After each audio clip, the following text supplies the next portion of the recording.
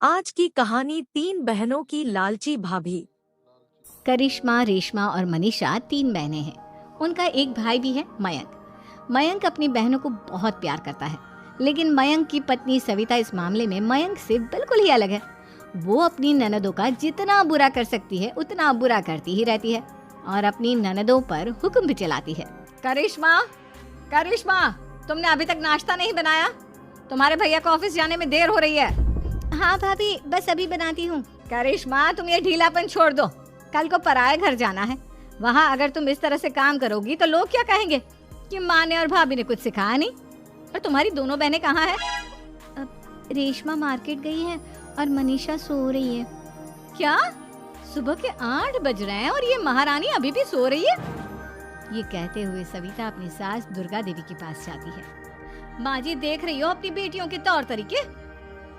क्या हुआ बहू, सुबह सुबह क्या कर दिया मेरी बेटियों ने? अरे एक तो अभी अभी उठकर किचन में गई है, दूसरी सुबह सुबह बाहर चली गई और तीसरी अभी तक सो रही है।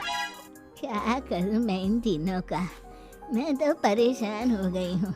जा जाकर उठा उसे और रेशमा से मैं बात करती हूँ।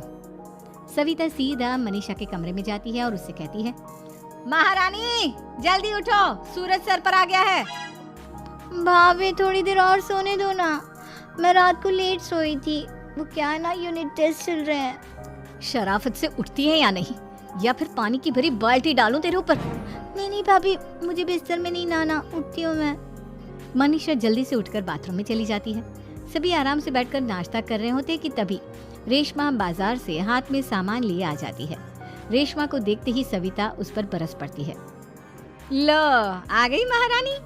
ऐसा भी क्या सामान लाना था जो सुबह आंख मलते ही बाजार की तरफ रवाना हो गई? भाभी, कल आप ही तो चीख रही थी कि घर का सारा सामान मुझे ही लाना पड़ता है, घर में किसी को भी किसी काम से कोई लेना देना नहीं है। अब मैं बाजार जाकर सामान ले आई तो आपको इस बात से भी तकलीफ हो रही है? देख रही हो माँ जी, अपनी बेटी की जुबान कैंची से भी तेज चलती है। और मयंक, आप तो कुछ कहेंगे नहीं अपनी लाडली बहन को? रेशमा, अपनी भाभी से ऐसे बात नहीं करते। चलो माफी मांगो। भैया, मैं क्यों माफी मांगू? आप भाभी से बोलिए ना कि हम पर कम हुक्म चलाया करे। हम इस घर की बेटियां हैं और आपकी पत्नी की ननद है, नौकरानी नहीं। लो कर लो बात। इनकी भलाई के लिए कुछ भी बोलो तो इन्हें बुरा लग जाता है। इस घर में यही इज्जत है मेरी। देख लो माँ जी, आपकी बेटी किस लहजे में मुझसे बात कर रही है। सविता वहाँ से चली जाती है। मयंक को बहुत गुस्सा आता है, वो भी वहाँ से चला जाता है। फिर करिश्मा रेशमा को समझाती है, रेशमा, तुम्हें भाभी से माफी मांग लेनी चाहिए थी ना।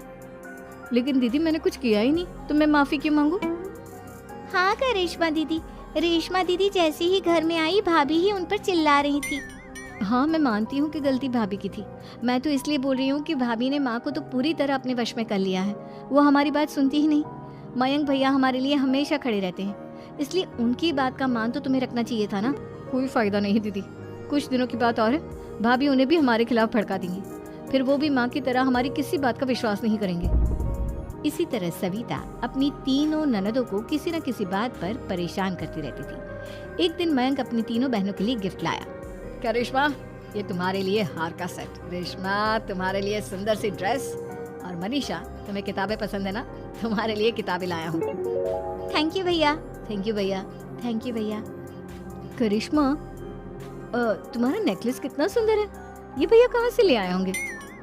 मैंने भैया को 3 दिन पहले फोन पर ये डिजाइन दिखाया था और आज भैया ये ले आए।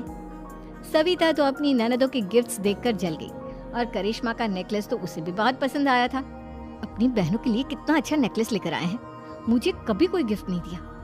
मैं आज ही ये हार चुरा लूंगी। रात में सविता करिश्मा का हार चुरा लेती है और इसी तरह उसे अपनी ननदों की जो भी चीज अच्छी लगती वो उसे मांगती नहीं, बल्कि रात के अंधेरे में चुरा लेती। इसी तरह दिन बीतते गए और सविता ने मयंक के दिल में भी उसकी बहनों के लिए नफरत पैदा कर दी। एक दिन मयंक ने करिश्मा और रेशमा के लिए रिश्ता देखा और ये बात उसने घर में सबको बताई। माँ, करिश्मा और रेशमा के लिए बहुत अच्छा रिश्ता आया है, वो लोग कल इन्हें देखने आ रहे हैं। आप और सविता मिलकर सारी तैयारी कर लेना। ये सुनकर करिश्मा और रेशमा खुश हो जाती हैं, लेकिन सविता सोचती है, अगर इन दोनों बहनों की शादी हो गई तो घर और बाहर का काम कौन करेगा? मनीषा तो 1 नंबर की कामचोर है, उससे तो किसी बात की उम्मीद लगाना ही बेकार है। मुझे इस शादी को रोकना होगा। अगले दिन सभी लड़के वालों के स्वागत की तैयारी करने में लगे होते हैं। तभी मयंक अपनी बहनों से आकर कहता है, तैयार हो गई तुम दोनों? देखो दोनों लड़के बहुत अच्छे हैं, मैं कोई कसर नहीं छोड़ना चाहता, इसलिए तुम उनके सामने अच्छे से बिहेव करना और अपनी भाभी से लड़ने मत लग जाना। करिश्मा, तुम वो नेकलेस पहन लो ना जो मैं तुम्हारे लिए लाया था। भैया मैं बहुत देर से वो नेकलेस ढूंढ रही हूँ, लेकिन मुझे मिल ही नहीं रहा। क्या तुमने नेकलेस खो दिया? तुम्हें पता भी है वो कितना महंगा था? तुम कोई काम ढंग से नहीं कर सकती। मयंक गुस्से में वहां से चला जाता है। थोड़ी देर बाद लड़के वाले भी आ जाते हैं। वो दोनों बहनों को पसंद कर लेते हैं और रिश्ता पक्का हो जाता है। लेकिन सविता के दिमाग में तो कुछ और ही खिचड़ी पक रही थी। वो पंडित जी के पास करिश्मा की कुंडली लेकर जाती है और उन्हें पैसे देकर करिश्मा की कुंडली बदलवा देती है।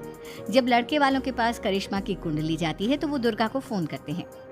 बहन जी, हमने करिश्मा की कुंडली अपने पंडित जी को दिखाई थी। आपकी बेटी की कुंडली नहीं बल्कि दोषों का पिटारा है। देखिए, मैं और मेरे पति इन सब बातों में बहुत विश्वास करते हैं, इसलिए हम आपकी बेटी से अपने बेटे की शादी नहीं करा सकते। इस तरह करिश्मा का रिश्ता टूट जाता है और सभी घर वालों को बहुत दुख होता है। अब कविता सोचती है, चलो करिश्मा का तो रिश्ता टूट गया, अब रेशमा का भी रिश्ता तोड़ना है।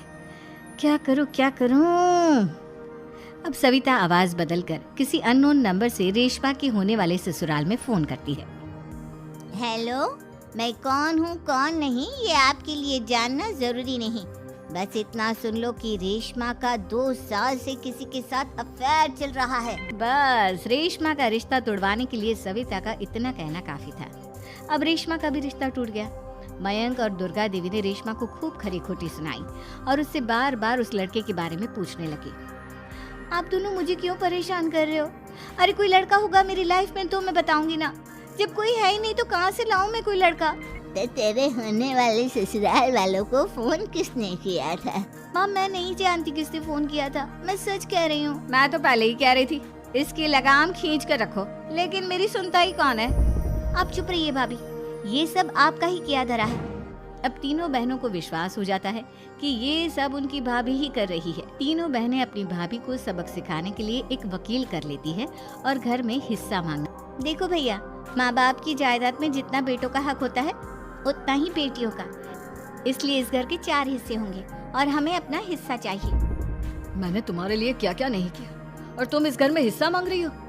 भैया, आप और माँ हम बहनों की कोई बात नहीं सुनते हो और भाभी हमारी शादी नहीं होने देगी क्योंकि उन्हें लगता है कि आप हमारी शादी में ज्यादा पैसा लगाओगे और उन्हें हम जैसी फ्री की नौकरानी कहाँ मिलेगी। तो हम भाभी के साथ तो रह नहीं सकते, हम बहनों को अपना हिस्सा चाहिए। अरे तुम्हें शर्म आनी चाहिए अपने भाभी पर ऐसा इल्जाम लगाते हुए। वो तुम्हारे बारे में कितना सोचती है। हाँ माँ, भाभी हमारे बारे में बहुत सोचती है, दिन रात बस यही सोचती रहती है कि किस तरह से अपनी तीनों ननदों को परेशान करूं और कभी मुझे पढ़ने भी नहीं देती। दोनों बहनों का रिश्ता भी तो इन्होंने ही तोड़वाया है और रात में हमारे कमरे में आकर हमारी चीजें भी चुराती हैं। इसी तरह सविता की तीनों ननदें अपनी बात पर अड़ी रही। अब कोर्ट में तारीख भी शुरू हो गई। जब सविता को लगा कि उसकी तीनों ननद इतनी आसानी से नहीं मानने वाली, तो उसने अपने पति और सास को सारी सच्चाई बता दी और अपनी तीनों ननद से माफी मांगी। मयंक और दुर्गा को भी अपनी गलती का एहसास हो गया। अब सविता खुद करिश्मा और रेशमा के लिए अच्छा रिश्ता ढूंढती है और उनकी शादी करवाती है।